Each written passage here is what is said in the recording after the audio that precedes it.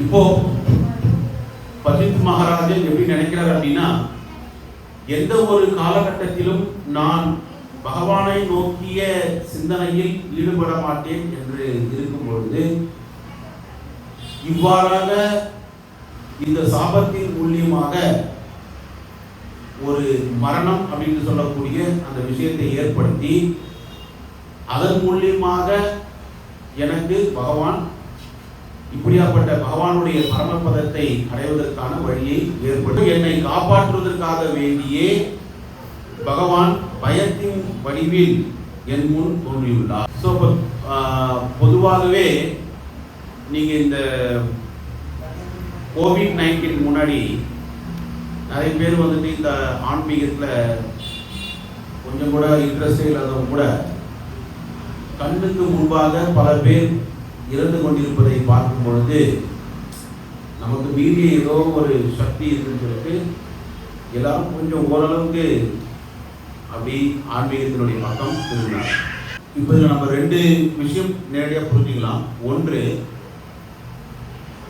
யார் ஒருவர் பகவானுடைய கருணையை பெற்றிருக்கின்றாரோ அவர் ஏதோ ஒரு முறையினால் பகவானுடைய கருணை பெறப்பட்டு அவர் பகவானுடைய பரமபதத்தை அடைவதற்கான வாழ்வை நோக்கி செல்கின்றார்.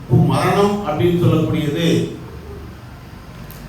மிக எளிமையாக யார்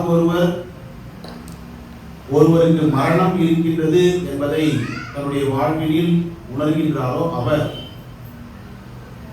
ஆன்மீகத்தினுடைய முதல் படியில் துவங்குகின்றார். சாதாரண ஒரு மனிதனுக்கு வயதாகும் பொழுது இயற்கையாகவே தன்னுடைய சக்திகள் எல்லாம் குறையும் பொழுது ஆன்மீகத்தினுடைய யோசனையானது தோன்றுவதற்கான ஒரு வாய்ப்பு இருக்கின்றது. அதிர்ஷ்டமுள்ளவராக இருக்கிறது. சில பேர் எப்பொழுதாவது விபத்துகளோ அல்லது மரணம் போன்ற விஷயங்களை சம்பவிக்கும் நேரத்திற்கு செல்லும் பொழுது ஆன்மீகத்தை பற்றி நினைக்கின்றனர்.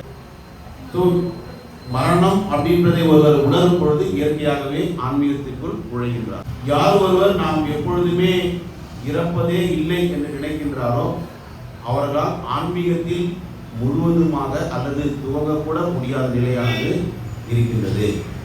எவ்வளவு பேர் இந்த உலகத்தில் வந்துட்டு இந்த மனநிலையில இருப்பாங்க. அதான் வந்துட்டு தர்மராஜன் சொல்றார், அகனி அகனி முன்னாடி இமாலயம் கச்சந்தி. இந்த உலகத்தில் மிகப்பெரிய அதிசயம் என்ன அப்படின்னு சொன்னா, தினமும் தன் கண் முன்னாலேயே பல பேர் இறந்து கொண்டிருந்தாலும் கூட நாமும் ஒரு காலத்தில் இது போன்ற நிலைக்கு வருவோம் என்பதை யாரும் எண்ணி பார்ப்பதே இல்லை.